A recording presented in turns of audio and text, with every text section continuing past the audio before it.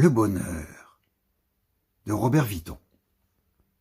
J'avais reçu l'ordre de me rendre avant une quinzaine dans cet endroit. Bouche cousue et cul ouvert. Il m'est formellement déconseillé d'évoquer les lieux d'investigation. La feuille de route était datée du 16 avril. Le train, l'autocar, la marche, des champs. Je ne suis qu'un représentant salarié. N'allez pas croire, le bonheur c'est qui? C'est quoi?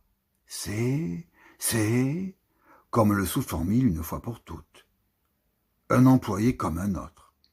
Les vignes, les olives, la lavande, le muguet, vitrier, professeur de latin, magicien, garagiste, chirurgien, gardien de phare.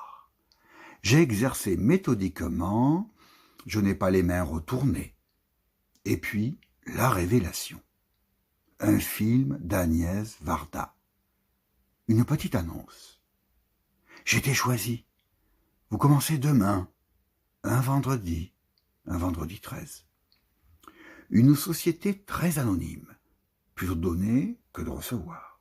Tiens, prends ça dans les côtes. Tiens, Saint-Luc, dans les tibias, dans les gencives, dans le bas-ventre. Tiens, jure, crache. Le bonheur. Un présent divin. Pauvre Aristote, tu te montes le bourrichon. À d'autres pas, à moi, l'art de chercher. C'est bien toi, Jules Renard, qui t'es engrangé ça dans la cervelle. Si je comprends, il serait bon de ne jamais trouver. Les chemins caillouteux, les fossés, c'était un petit bonheur que j'avais ramassé. Je me requinque. Je te fasse compagnie, n'est-ce pas, Félix?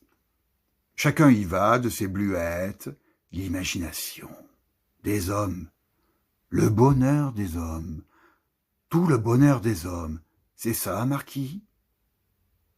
Tout le bonheur des hommes est dans l'imagination. Jeanneton, Pantaphe aussi, les chants. J'ai secoué longuement la clochette des portails, lancé des pierres contre les persiennes, disloqué ma crécelle dans les ruelles, cogné, battu des poings les huits, redoublé les coups, des martelets de bronze. J'ai imité la fanfare, la fête foraine, l'angélus, la procession, la corne du marchand de brousse, le triporteur du marchand de glace, l'alarme, l'émeute, le canon. Rien n'y fit.